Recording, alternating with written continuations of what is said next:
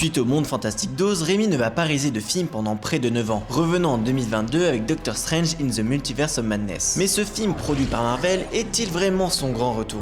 Déjà, il n'a pas totalement disparu, puisqu'avec Rob Tapper, il a fondé en 2002 sa société de production Ghost House Pictures qui va lui permettre de soutenir des projets d'horreur indé comme les remakes de The Grudge, Crawl d'Alexandre Aja ou Don't Breathe de Fede Alvarez qui avait déjà fait ses preuves sur le remake de Evil Dead. Puisque à défaut d'un vrai Evil Dead 4, la franchise sera désormais un support d'expérimentation pour de nouveaux réals. Comme avec ce remake de 2013, la série Ash vs Evil Dead entre 2015 et 2018, dont Sam Raimi a quand même réalisé le pilote, Evil Dead Rise en 2023 et Evil Dead Burn que l'on va découvrir cet été, réalisé par Sébastien Vanitschek qui avait fait Vermine.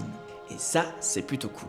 Mais pour sa casquette de réal, il faudra effectivement attendre Doctor Strange 2. Le projet était initialement prévu pour Scott Derrickson, le réalisateur de Sinister et du premier Doctor Strange, mais voulant faire le premier film d'horreur du MCU, il quittera le poste pour différents artistiques avec le studio. Sam Raimi arrive sur le projet, intéressé par le personnage et stimulé par l'ampleur du défi. Et quand on voit cette histoire de super-héros sorciers, d'alter ego venant du multivers et de livres d'années de magie noire, on se dit que c'est un projet idéal pour lui. Mais justement, c'est bien trop parfait pour Raimi, presque confectionné d'avance comme un moule pour lui. Et comparé au reste de sa filmographie, ça manque d'une vraie prise de risque. Chaque film était jusqu'ici un chamboulement du précédent, même dans ses sagas. Alors que là, on est plutôt face à un mash-up de son cinéma reprenant les effets de style les plus identifiables comme argument de vente. Une vitrine qui permet à Marvel de le présenter comme un film d'auteur alors que même Raimi dit que c'est une commande. On peut le regretter, mais fallait peut-être bien ça pour se remettre en selle dans le monde des studios, à la manière de Pour l'amour du jeu. Le film, par ailleurs, a eu un excellent succès commercial, arrivant 4ème du box-office de 2022, juste derrière Jurassic World Dominion, Top Gun Maverick et Avatar 2. On est donc face à un bon film de super-héros, bien plus soigné que la plupart des films Marvel, mais ça n'est malgré tout pas le retour tant espéré de Sam Raimi.